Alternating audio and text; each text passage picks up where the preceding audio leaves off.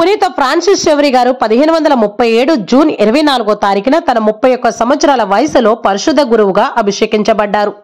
ఆ తర్వాత 40 రోజులు ఉపవాస ప్రార్థనలు చేశారు. 2 నెలల పాటు రోగులకు సేవలందించారు. ఆ తర్వాత 1537 సెప్టెంబర్ 30వ తారీఖున వారి యొక్క ప్రథమ దివ్య బలి పూజను సమర్పించారు. ఆయన జీవితంలో దివ్యానుభూతి పొందిన మరుపురాని మధురమైన సంఘటన ఏదైనా ఉంది అంటే అది ప్రథమ దివ్య బలి పూజ సమర్పించడమే. ఆ సమయంలో షెవ్రి గారి కళ్ళు ఆనందంతో చెమ్మగిల్లాయి. షెవ్రి వారు ఎక్కువ సమయం ఆసుపత్రిలో రోగులకు సేవలు చేస్తూ గడిపేవారు. ఒకరోజు ఒక రోగి పుండె నుండి చీము విపరీతంగా కారుతూ ఉంది. అది చూసి షెవ్రి వారికి కాస్త చిరాకు అనిపించింది. దాన్ని శుభ్రపరిచి కట్టడానికి ఆయన మనస్సు తిరస్కరించింది. షెవ్రి వారు అక్కడి నుంచి వెళ్ళిపోవాలి అనుకున్నారు. కానీ ఆ బలహీనతను జయించడానికి ఆ చీములో తన వేలును పెట్టి దాన్ని నోట్లో పెట్టుకున్నారు. ఆ తర్వాత షెవ్రి వారికి ఎప్పుడు కూడా రోగుల పట్ల చిరాకు అనేది అనిపించలేదు. పునీత ఫ్రాన్సిస్ షెవ్రి గారు ఒక రోజు ఒక కల కన్నారు. ఆ కలలో తాను మోయలేనంత బరువున్నటువంటి ఒక భారతీయుడిని తన భుజాలపైన మోస్తూ ఉన్నారు. ఆత్మల రక్షణార్థం షెవ్రి వారు భారతదేశంలో ఎక్కువ శ్రమలు అనుభవించవలసి ఉంది అనేదే ఆ కల యొక్క అర్థము. కొన్ని రోజుల తర్వాత జేసు సభ అధికారులైనటువంటి పునీత విన్యాస్ గారు ఫ్రాన్సిస్ షెవ్రి గారిని పిలిచి, ఫ్రాన్సిస్, ప్రభు యేసు కొరకు సేవ చేయడానికి నువ్వు భారతదేశానికి వెళ్లవలసి ఉంది అని చెప్పారు. క్రీస్తు ప్రభు ప్రేమతో అందరు హృదయాలను నువ్వు భారతదేశంలో రగిలించు అన్నారు. వెంటనే షెవ్రి గారు తన గురువు అయినటువంటి విన్యాస్ గారి దగ్గర దీవెనలు తీసుకుని భారతదేశానికి బయలుదేరారు. లిస్బన్ నుండి భారతదేశానికి వస్తున్న వాడలో షెవ్రి వారు 1541 ఏప్రిల్ 7వ తారీఖున ప్రయాణాన్ని మొదలుపెట్టారు. వారి యొక్క ప్రయాణం దాదాపుగా 13 నెలలు పట్టింది. ప్రయాణికులందరికీ ప్రతిరోజు సువార్తను బోధించేవారు షెవ్రి గారు. ఆయన ముఖ్యంగా పాప మాలిన్యం గురించి, పాపము తెచ్చే నిత్య శిక్షణ గురించి ఆ వాడలో వివరిస్తూ ఉండేవారు. అందరూ షెవ్రి వారిని పునీతుడుగా గౌరవిస్తూ ఉండేవారు. షెవ్రి వారు పలికే ఒక్క మాటతో అక్కడ గొడవలన్నీ కూడా సర్దుమణిగేవి. ఆయన ప్రభావంలో తక్కువ కాలముతోనే ఆ నౌకలో చెడు మాటలనేది వినిపించకుండా ఆగిపోయాయి. శ్రమల మధ్యలో ఎట్టకేలకు 1542 మే 6వ తారీఖున షెవ్రి వారు వారి యొక్క పరిశుద్ధ పాదాలను భారతదేశపు గెడ్డపైన మోపారు. ఆయన నౌక దిగగానే దేవునికి కృతజ్ఞతలు చెల్లించడానికి వెంటనే దేవాలయానికి పరిగెట్టుకుని వెళ్లారు. పునీత ఫ్రాన్సిస్ జేవియర్ గారి యొక్క సువార్త పరిచర్య చాలా ప్రత్యేకంగా ఉంటుంది. గురువుగా ఆయన యొక్క అనుదిన కార్యక్రమం ఇలా మొదలయ్యేది. ఆయన సేవ ఉదయం పేదలను, అనాథులను, వ్యాధిగ్రస్తులను, ఖైదీలను, కుష్ఠరోగులను సందర్శించడంతో మొదలయ్యేది. ఆ తర్వాత పేదవారింటికి ఆయన వెళతారు. ఆయన స్వీకరించినటువంటి ధనాన్ని ఆ పేదవారికి దానం చేస్తారు. ఆ తర్వాత చేతిలో ఒక చిన్న గంటను పట్టుకుని దాన్ని మ్రోగించుకుంటూ వీధుల వెంట వెళతారు. ఆయన చుట్టూ మొదట చిన్నపిల్లలందరూ చేరతారు. ఆ తర్వాత వారి తల్లులు వచ్చి చేరుతారు. చివరకు పేదలు, అనాథులు, పనిచేసుకునేవారు అలా అందరూ కూడా ఆయన చుట్టూ గుమ్ముకూడతారు. అప్పుడు షెవ్రి వారు వారందరినీ దేవాలయంలోకి నడిపించుకుని వెళ్లి వారికి సువార్తను బోధిస్తారు. ఆ తర్వాత వారందరికీ ప్రార్థనలు నేర్పిస్తారు. సాయంకాలం వేళలో బహిరంగంగా సువార్త పరిచర్య చేస్తారు. ఆయన బోధనలు విని ఘోర పాపాలు చేసిన వారు కూడా వారి యొక్క పాపాల నిమిత్తం కన్నీరు కారుస్తూ గుండెలు బాదుకొని పశ్చాత్తాపపడి వారి యొక్క జీవితాలను మార్చుకునేవారు. షెవ్రి వారు ఇంత గొప్పగా సువార్త పరిచర్య చేయడానికి ఆయన యొక్క పరిశుద్ధమైనటువంటి జీవితము ప్రార్థనా జీవితమే. షెవ్రి వారు క్రీస్తు ప్రభు వలె రాత్రంతా ప్రార్థనలో గడిపేవారు. షెవ్రి వారు రాత్రులు గంటల తరబడి చేతులు పైకెత్తి శిలువ ముందు సాగిలపడి కన్నీటితో ప్రార్థన చేస్తూ ఉండేవారు. ఫ్రాన్సిస్ జేవియర్ గారు ఎప్పుడు కూడా పాపుల యొక్క మనసును మార్చి దేవుని దగ్గరకు తీసుకొస్తూ ఉండేవారు. ఒకరోజు ఒక పాపి మనసు మార్చడానికి ఆయన ప్రయత్నిస్తూ ఉండగా ఆ పాపి తన మనసు మార్చుకోవడానికి అంగీకరించలేదు. జేవియర్ గారు అతన్ని అక్కడే వదిలేసి వెంటనే అడవిలోనికి వెళ్లిపోయారు. ఆ పాపి కూడా ఫ్రాన్సిస్ జేవియర్ గారిని అనుసరిస్తూ అడవిలోనికి వెళ్ళాడు. ఫ్రాన్సిస్ జేవియర్ గారు మోకరించి ఆ పాపాత్ముడి పాపాలను క్షమించమని, అతనికి మారు మనసు దయచేయమని ప్రార్థిస్తూ ఉన్నారు. అలా ప్రార్థిస్తూ తనను తాను కొరడాలతో కొట్టుకుంటూ ఉన్నారు. అది చూసి చలించిపోయినటువంటి ఆ పాపి షెవ్రి వారి పాదాలపైన పడి క్షమాపణ కోరుకున్నాడు. ఆ తర్వాత మారు మనసు పొంది క్రీస్తు ప్రభును సొంత రక్షకుడుగా అంగీకరించాడు. షెవ్రి వారు గోవాలో 5 నెలలు ఉన్న తర్వాత 1542 అక్టోబర్ నెలలో సువార్త బోధించడానికి సముద్ర తీరానికి వెళ్లారు. అది సముద్ర తీరమున దక్షిణ భారతపు కేఫ్ కెమోరా నుండి శ్రీలంకలో ఉన్నటువంటి మన్నార్ దీవి వరకు దాదాపుగా 600 కిలోమీటర్ల దూరం ఉంటుంది. అక్కడున్న ప్రజలను పారవులు అని పిలుస్తారు.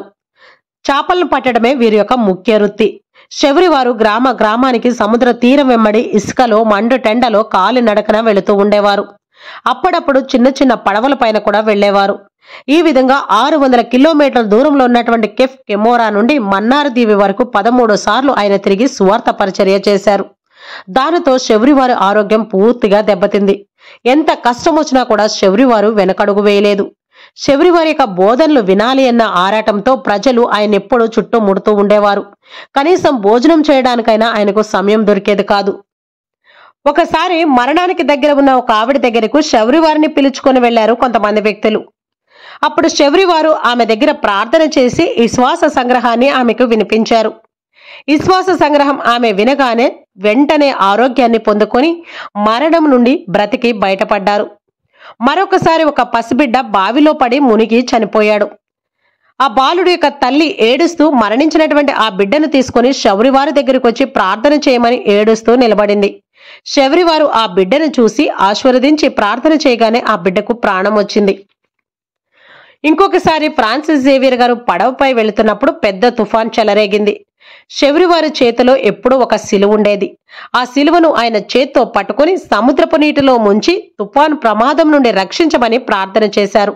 అలా ప్రార్థన చేస్తూ ఉండగా పెద్ద పెద్ద అలలు వచ్చి చేతిలో ఉన్నటువంటి సిలువ జారి సముద్రంలో పడిపోయింది.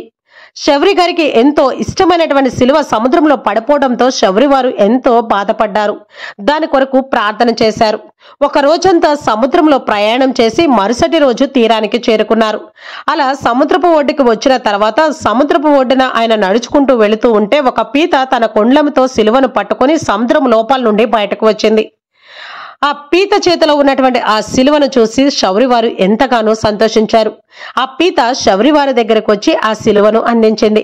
శబరివారు ఆ సిలువను తీసుకొని సంతోషంతో పీతను ఆశీర్వదించారు.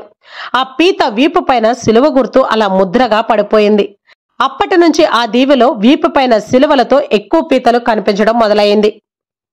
ఈ విధంగా ఫ్రాన్సిస్ జేవియర్ గారు బ్రతుకుండగానే ఎన్నో అద్భుతాలు చేస్తూ ఉండేవారు. శబరివారి యొక్క పవిత్ర జీవనము, ఆయన చేస్తున్నటువంటి అద్భుతాలు అక్కడ ప్రజలను ఎంతగానో ఆకట్టుకున్నవి.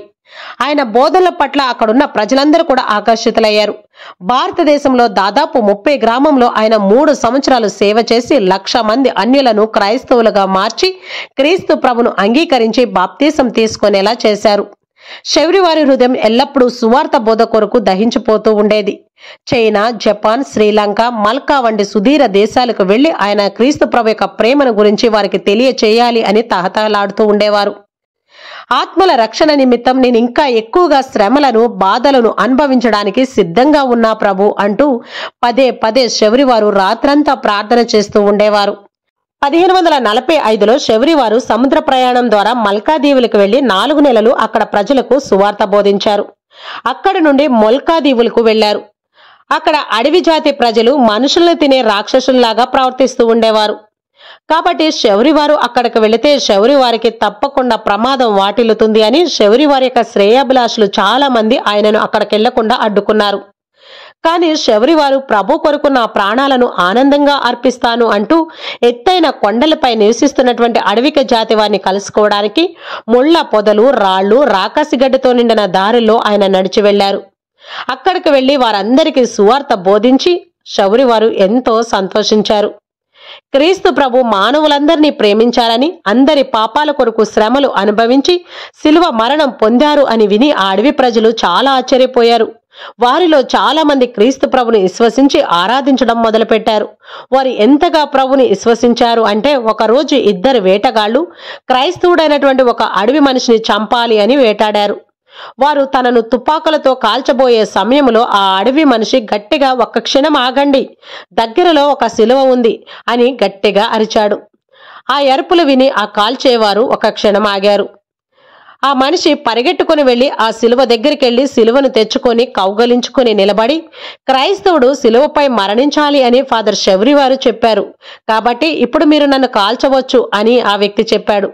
అతని మాటలు విన్నటువంటి ఆ అడవి మనుషులు కాల్చడానికి భయపడి అక్కడి నుంచి పారిపోయారు. ఆ విధంగా ఆ అడవి మనుషులను మార్చగలిగారు శబరి గారు. 1549లో ఫాదర్ కస్మస్ మరియు బ్రదర్ జాన్లతో కలిసి శబరివారు 2 నెలలు సముద్ర ప్రయాణం చేసి జపాన్లో ఉన్నటువంటి కంగోషిమా ప్రాంతానికి చేరుకున్నారు. ప్రయాణ సమయంలోనే జపాన్ భాషను నేర్చుకున్నారు శబరివారు. 20 భాషలను మాట్లాడగలిగినటువంటి గొప్ప మేధావి శబరివారు. జపాన్ ప్రజలకు క్రీస్తు ప్రభు గురించి అస్సలు తెలియదు. జపాన్లో 2 సంవత్సరాలు కష్టపడి కాలి నడకన ఊరూరా తిరిగి 2000 ఆత్మలను సంపాదించారు. ఆ విశ్వాసులందరినీ ఫాదర్ కస్మస్ గారికి అప్పచెప్పి తిరిగి గోవా ప్రాంతానికి వచ్చేశారు శబరివారు. జపానులో సువార్త బోధించినటువంటి మొట్టమొదటి సువార్థికుడు శబరివారే. తర్వాత 1552లో చైనా దేశానికి వెళ్లి సువార్త బోధించాలి అనుకున్నారు. ఆ సమయంలో తన స్నేహితుడైనటువంటి జేమ్స్ పరోరా గారు పోర్చుగీస్ రాయబారిగా చైనా దేశానికి వెళుతున్నాడు అని తెలుసుకొని ఆయనతో కలిసి శబరివారు కూడా చైనా దేశానికి బయలుదేరారు. మార్గ మధ్యలో మల్కాదీవులకి చేరిన తర్వాత జేమ్స్ పెరేరా గారిని చైనా దేశస్థులు అనుమతించలేదు.